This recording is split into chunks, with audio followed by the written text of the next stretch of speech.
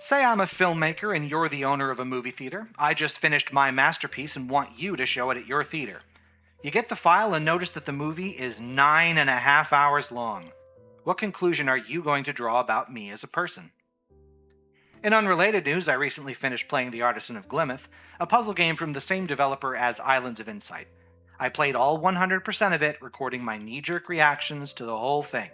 Apologies to those who watched it because I did not have a good time. It's so strange because everything here should make a good game. The Artisan of Glimmith is a region-filling puzzle game. You get a grid, need to divide it into colorful regions based on the rules listed on the side. That's really all there is to it, and it's clear that individual puzzle designers are able to make some good puzzles out of this, but every design choice overall seems tailor-made to break you down and kill your joy.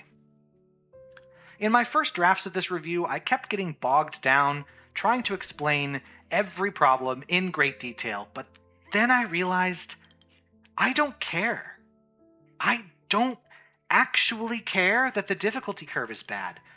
I don't care that the difficulty markers shouldn't even be there. I don't care that the open world design was the wrong choice. I don't care that the game expects you to bring in outside knowledge to solve the puzzles. I don't care that the in-game logic isn't properly taught. I don't care that the puzzle hunting aspect doesn't jive with the rest of the game. I don't care that some puzzles just require you to guess. I don't care that the graphics, while pretty, are generic. I don't even care that the developers seem to only worry about their precious UI and quality of life updates instead of making their game actually good. I don't care because there is one gigantic issue, one thing that, if that had not been done, I would have ignored all of the problems.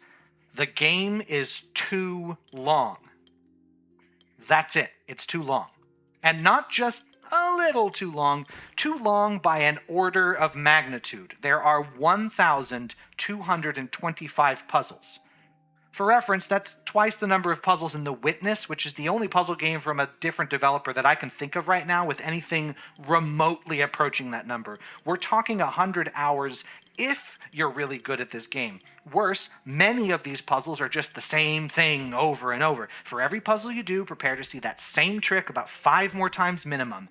Any competent director or developer would have caught this problem in pre-production. The game only has content for about 200 to 300 puzzles before it gets repetitive, and they went all the way past 1,200.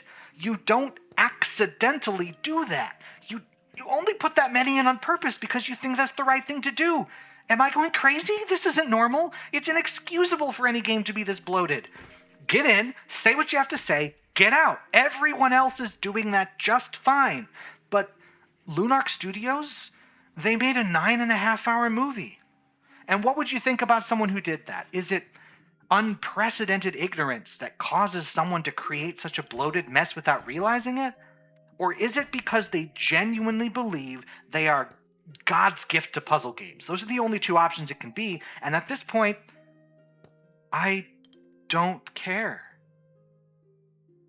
1 out of 5, and that's a very generous one. Don't buy this, it's not worth it.